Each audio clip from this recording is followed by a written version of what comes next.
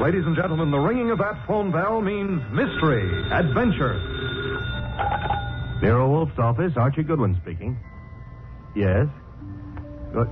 Yes, I know that in 48 hours it's going to be Christmas, but... Who is this? Who? Look, I'm a big boy now, so... Okay. Tonight at 8. Goodbye. What the devil was that? This may come as a shock to you, Mr. Wolfe, but that was Santa Claus. You've been drinking. Uh-huh, the usual, milk. He's coming to see you at 8. He's got a problem. Indeed. It seems that some low, not to mention murderous character is going around slaughtering Santa Clauses.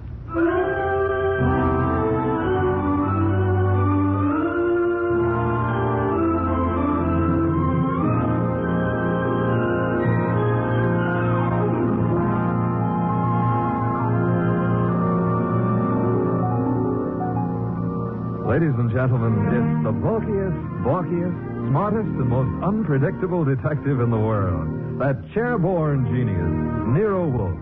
Created by Rex Stott and brought to you in a new series of adventures over this NBC network in the person of Mr. Sidney Greenstreet.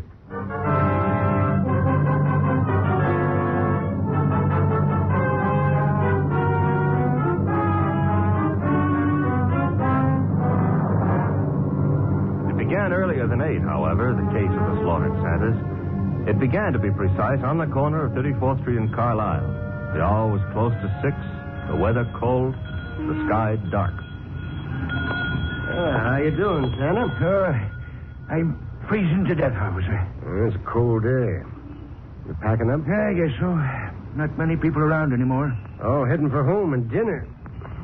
How was the collection?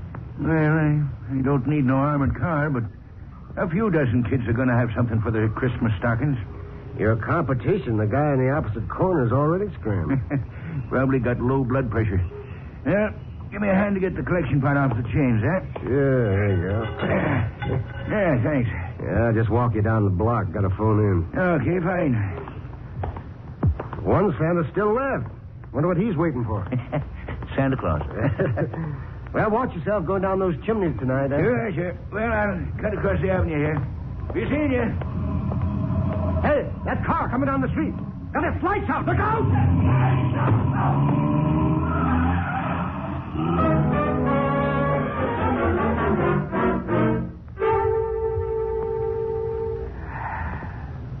Hey, Peg. Huh? Did I ever tell you I love you? Oh, it's not me you love. It's a hot soup. No, you're not the only woman who can cook a dish of soup. Huh? It helps, though. I'm just beginning to thaw out. Yeah, that's a cold corner you play Santa Claus on. Well, don't hurt to make a few bucks. I ain't done so good this past year. Well, maybe the next year will be... Oh, well. Besides, I kind of like it, you know. Kids asking questions all day long. Yeah. You know, I wonder how they figure the other two Santas at the intersection. Kids think of only one thing at a time. Voices? Sure, Peg. You know, one of them other Santas got hit with a car tonight. Oh? Yeah, he packed up a few minutes before I did, started crossing the avenue, and bang. Hit-and-run driver. Oh, gosh, that's too bad. Was he hurt? Yes, he was killed. Here's your soup. Oh, with traffic the way it is nowadays. Well, I better take a look at the stew. Somebody's at the door. I'll get it, Peg. Okay. Yeah, what? Oh! Light!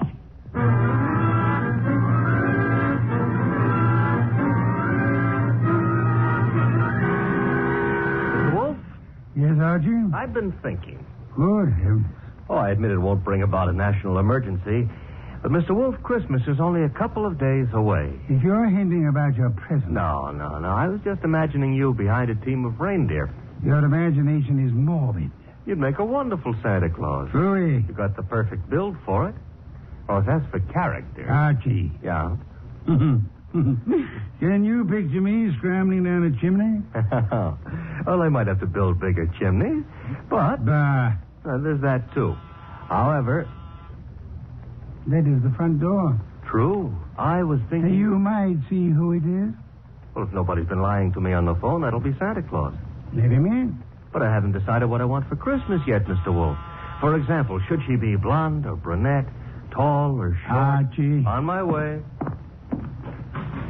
Good evening. I dislike dawdling on anyone's doorstep. Well, stop dawdling. Come in, please. Mr. Wolfe has been warned of my arrival. He has. Through here. Mr. Wolfe, this is Santa Claus? My name is Barton, John Barton. How do you do, sir? I have no time for the social graces, Mr. Wolfe. I'm about to be murdered. Hardly in my house. I have objections. I'm a frightened man, Mr. Wolfe. Indeed. This costume you see me in is responsible for it all. Why are you in it? I had a notion it might be, well, entertaining to play Santa Claus in public. I'm a wealthy man, sir. I can afford to have whims. Therefore, I have assumed this masquerade. However, it apparently is going to be the death of me. Mr. Barton, you have adequately conveyed an atmosphere and an emotion. I suggest you concentrate on facts now. Very well. I have been acting as Santa Claus for the Tuberculosis Fund. My station is the corner of 34th Street and Carlisle Avenue. I might add the northeast corner. Why? Because at that intersection there have been two other Santa Clauses. One on the southeast corner and one on the southwest corner. 3 Santa Clauses, then, on 3 corners. Yes. Now then, earlier tonight, the man on the southwest corner started home. He was crossing the avenue when he was run down and killed by an automobile. A regrettable accident. The car was running without lights. It deliberately ran the fellow down and then vanished. Not an accident, Mr. Wolfe. You saw this yourself? I did. One Santa Claus dead. The man on the southeast corner got home all right. According to the radio news flash, that's where he was killed by bullets. Coincidence? Possibly, but I wouldn't want to risk my life on the chance. This is Friday night. In the nature of things, you would have made 2 more appearances. Very well, Mr. Barton. I'll write you a check as a retainer, then hurry along home. I'm late now. No. I beg your pardon. You will neither hurry home nor notify anyone at your home of your whereabouts. But You will remain here until such time as I think it's safe for you to leave. The house is well guarded. I can't do that. In which case, I cannot accept you as a client. I fail to understand. Mr. Barton, it is very easy to murder someone. Avoiding the consequences of such an action is something else again. However, I'm assuming that you're not primarily interested in what happens to your murderer after you're dead. Of course not. Therefore, you remain here. Archie? Yep. First, the corner of 34th and Carlisle. A complete report. But that's nonsense. The corner will be deserted now. Mr. Barton, you're hiring my intelligence. You therefore permit me to use it as I see fit. A complete report, Archie. Right, sir. You will then visit Inspector Kramer at headquarters. You will, in whatever manner you find effective, collect all the police information about the 2 already murdered Santas. Fine. The manner, I think, will be applying a blowtorch to the inspector's toes. Your levity is ill-timed. The inspector is likely to throw me out of my ear. Your problem. My ear? And on your way home, you might stop in at Mr. Barton's place. I don't see any purpose in that. Mr. Barton, there is a basic problem to which we must find an answer. Whether those 2 men were murdered because they were Santa Clauses or because their deaths were merely preliminaries to yours. Archie, I suggest haste. Yes, sir. And avoid blondes. I would like you to be home in time for Christmas.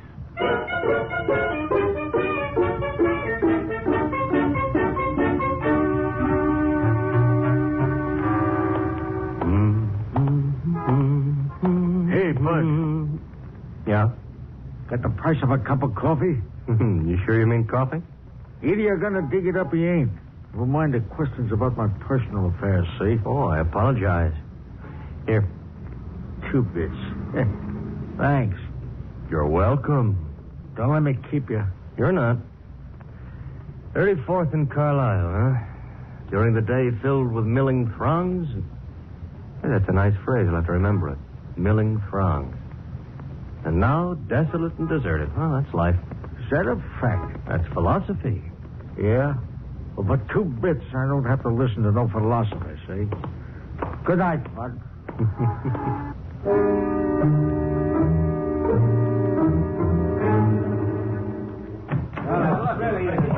Uh-oh. The inspector's got company. If all you reporters will shut up and ask your questions one by one, I'll answer. Inspector Kramer, it's true a couple of Santa Clauses have been knocked off tonight?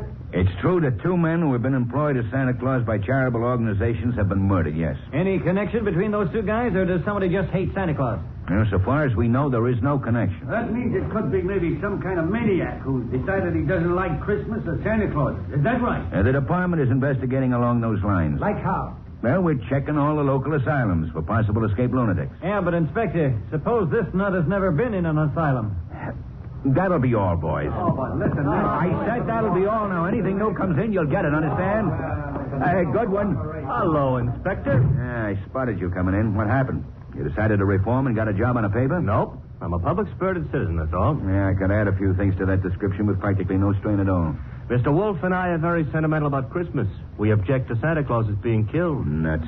Oh, Inspector, aren't you in favor of Christmas? I'm in favor of Christmas. I'm in favor of motherhood. Leave motherhood out of this. Neither of us are mothers. Our chances of becoming mothers aren't too good either. And furthermore... Okay. You're not giving, so get out of here. Thank you, Inspector. But Goodwin, Yeah? in case Wolf decides to send me something for Christmas, you know what I wish he'd send me? What? Your head.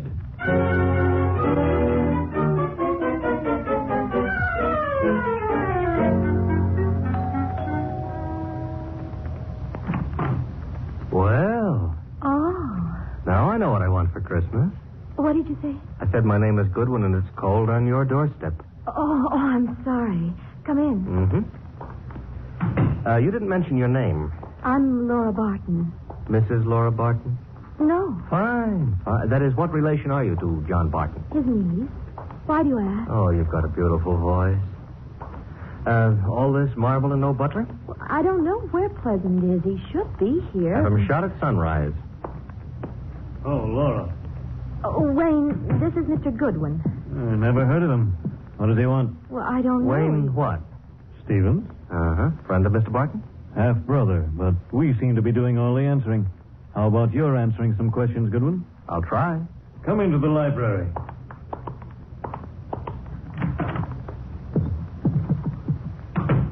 What do you want? For Christmas? Erase that. I would like to see Mr. Barton. He's not home. Where is he? Don't you know?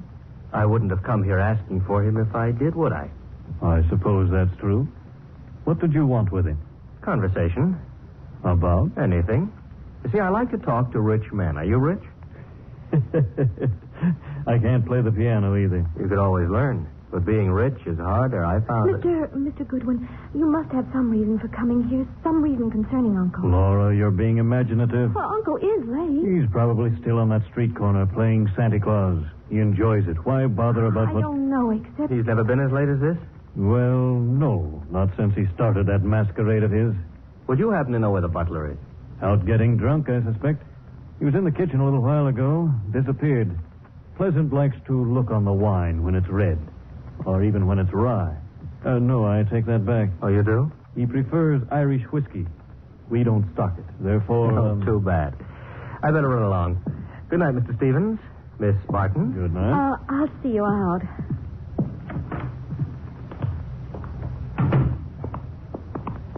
Prettiest butler I ever saw. Blonde. Now, old Dr. Tidmouse always said, beware of blondes because... Mr. Goodwin, Well, I'm waiting. Mr. Goodwin, you must know something about Uncle. Something you didn't want to tell us. Makes you think so? Well, otherwise your visit was just pointless. Let's suppose I know. Now, I might be a kidnapper. Oh, no. My honest brown eye. Your first name is Archie, isn't it? Archie? Archie Goodwin. Goes together nicely, don't you think? You work for Nero Wolfe. You're going back to him now? I might be, but then again, I might be going to the movies. I recognized you. Your pictures have been in the papers. Take me with you to see Mr. Wolfe. You can trust me. I never trust blondes. Oh, that's unfair. Well, no, I don't trust brunettes either. Furthermore, I'm not sure Mr. Wolfe would want to see you, so No? So why don't you, trail me home,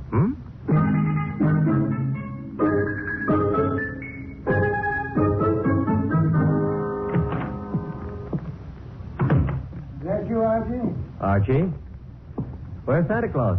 Guest room. He was tired. What, I've been trailed home Indeed? by a blonde. Fooey. All right, I admit I didn't make any strenuous effort to shake her off, but she trailed... Where is she? Outside. Good. Good report. Oh, but she might freeze to death out there. That's her problem. Your report, Archie. It's short and simple. It would be simple. I haven't got time to resent that. A blonde is dying. As for the report, Corner of 34th and Carlisle is a very quiet spot at night. No one was around, but a bum who got into me for a quarter.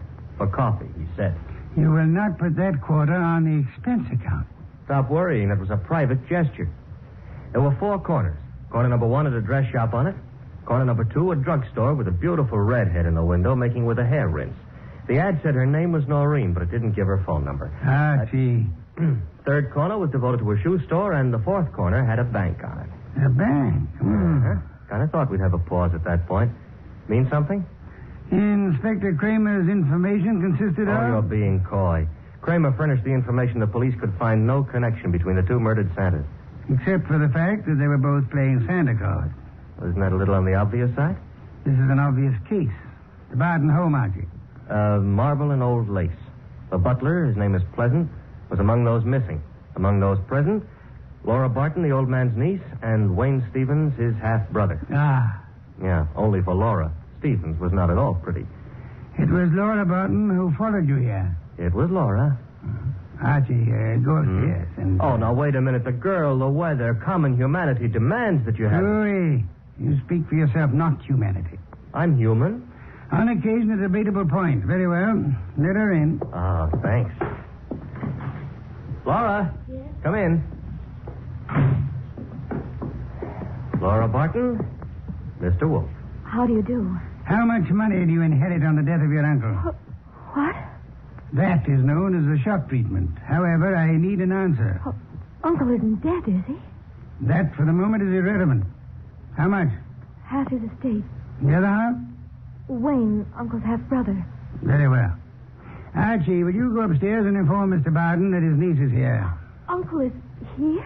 On my way.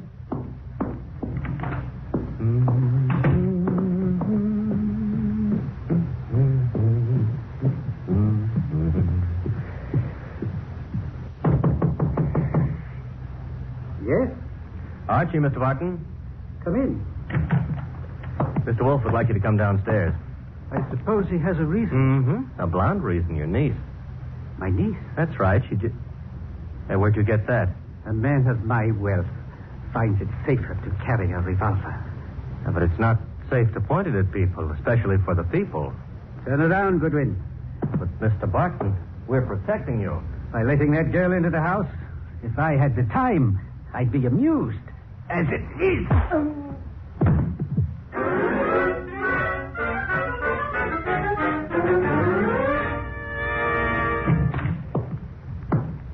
Archie, you been drunk? Good heavens. Uh-huh. Santa Claus came early. Go ahead. Which one are you referring to, my own or the one Santa gave me? You had better sit. No, I had enough trouble getting up a little while ago. I'm staying out of any positions in which I might have to do that again. Mr. Barton is among the missing. Indeed. Hit me on the head and used the back exit. I checked with Fritz in the kitchen on the way here. He offered a reason for his peculiar behavior? Laura Barton. So? I don't understand. Uncle wouldn't do... Uncle apparently has. He also, would appear, fancies himself in costume. Well, he used to be very much interested in the stage. He acted for a while a long time ago till the family objected, but... Archie? Got it. Nero Wolfe's office, Archie Goodwin speaking. You recite very nicely, Goodwin. This is Kramer. Let me have Wolfe, huh? Mr. Wolfe? Inspector Kramer. Yes, Inspector? The papers haven't been carrying it, Wolfe, but you're working on the Santa Claus case, aren't you? Possibility? You didn't send Goodwin down to headquarters on a possibility. Never mind. We're working on a line down here, Wolfe. Now, look, if it doesn't strain your professional ethics, you might be able to help. How? There's a bank on the corner of 34th Street in Carlisle. We got the thought that suppose a gang was preparing to take that bank tomorrow morning. Those Santa Clauses have been on the corner for nearly a week now. They might have noticed something about the bank's routine, guards or what have you, that could interfere with the gang's plan. A mighty ingenious and imaginative thought, Inspector. Hey, you didn't say yes or no. I have at the moment no opinion. That's all you're going to give us? At the moment. However, Inspector, in a very little while I shall give you, the murderer. Archie, Miss Barton will remain here. As for you... Yeah? You return to 34th Street and find our coffee-loving friend. You will persuade him in whatever manner you think best to return here with you. Huh? Yes. You know, I think it possible you may be able to put that quarter on the expense account after all.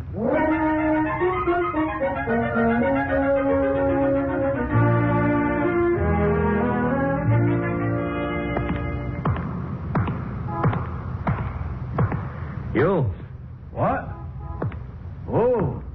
Why, I've seen you before. Yeah, I've learned to love the neighborhood. That's why it's going to break my heart. What is? Leaving it with you. With... It's sensitive about having guns pulled on me tonight. Let go of me, will you? Not until I... You let me go, Yeah. will you? Gun looks in a lot better shape than you do. You're coming with me. Oh, where? Mr. Wolfe would like to see you. Nero Wolfe? Yeah. Well, why? He's trying to salvage a quarter.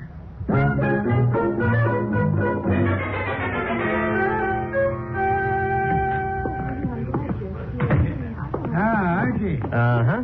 Complete with, he wouldn't give his name. He did have a gun to it, though. This one. Yes.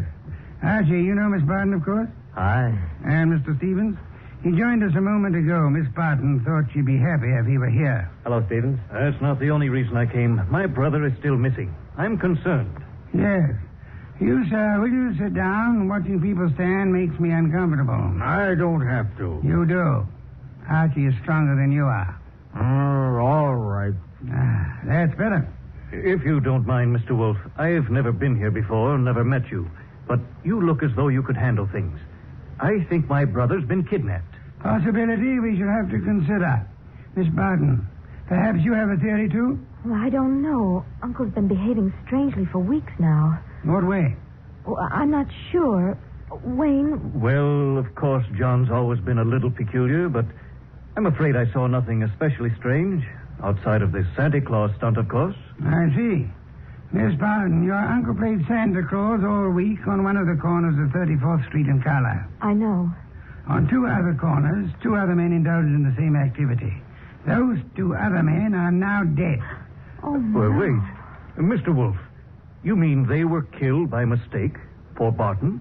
It is true that one man made up of Santa Claus looks very much like any other man similarly costumed. But the answer is no. One of the two men was shot in his home after he had removed his costume. Well, then, what connection? Miss Barton, in the event that you wanted to hide a tree, where would you hide it? Hide a tree? Why, I wouldn't even begin to know. If you were very clever, you would hide it in a forest. If you wanted to hide a murder and were very clever, you would adopt the same principle. Wait. You mean that if someone wanted to kill Uncle and didn't want to be suspected, he'd... Go about murdering several people with an ostensible, if lunatic, reason. He would, let us say, go about killing Santa Clauses. I get it. Then people would think the man he really wanted dead for a special and private reason had been killed for something that didn't point to him. True. That was why two Santa Clauses were murdered tonight. The third Santa Claus, however, the real object of the murder's attention, was luckier or suspicious. He fled. Do I have to hang around here and listen to all this? You do, my unwashed friend. Mr. Barton fled, and the murderer was in a quandary. He had, so to speak, invested in two murders merely to make the third one confusing. But he found himself unable to commit that third murder. He couldn't find his victim. Could he ask the police to do so? Hardly. But he might try to inveigle a private detective such as myself into the job. That makes sense, Mr. Wolfe, but why would my brother have deliberately fled from your house? I mean, he was protected here, so... But do I make myself clear? Very clear, Mr. Stevens. Archie, that gun you took from the dirty gentleman, you still have it? I still have it. Then would you mind pointing it at Mr. Stevens here until the police remove him?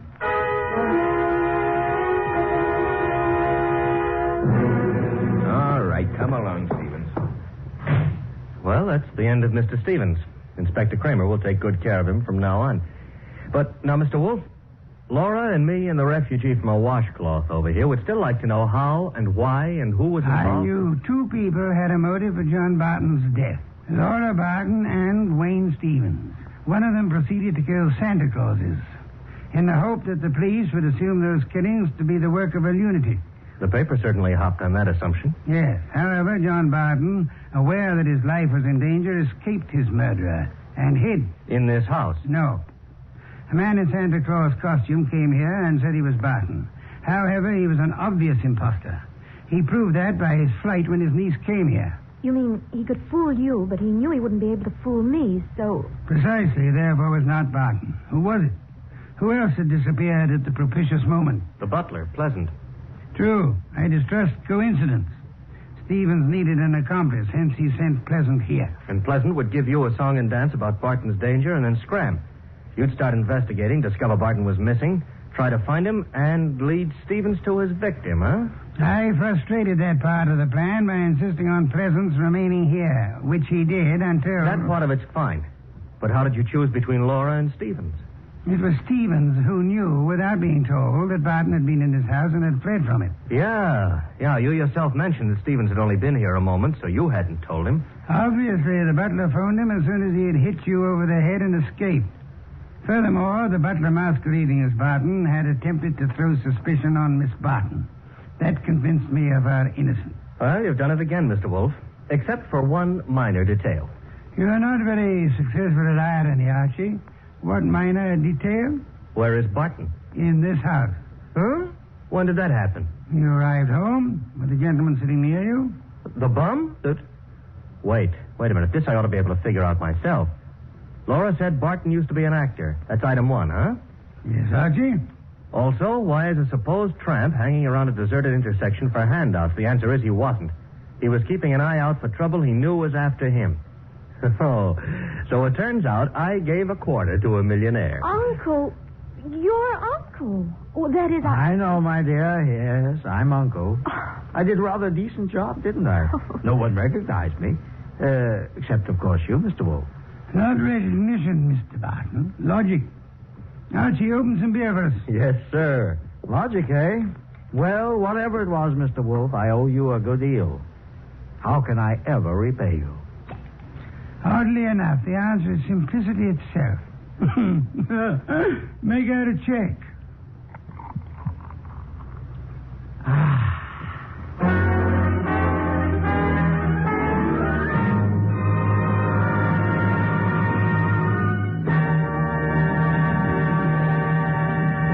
You have been listening to The New Adventures of Nero Wolfe, starring Sidney Greenstreet.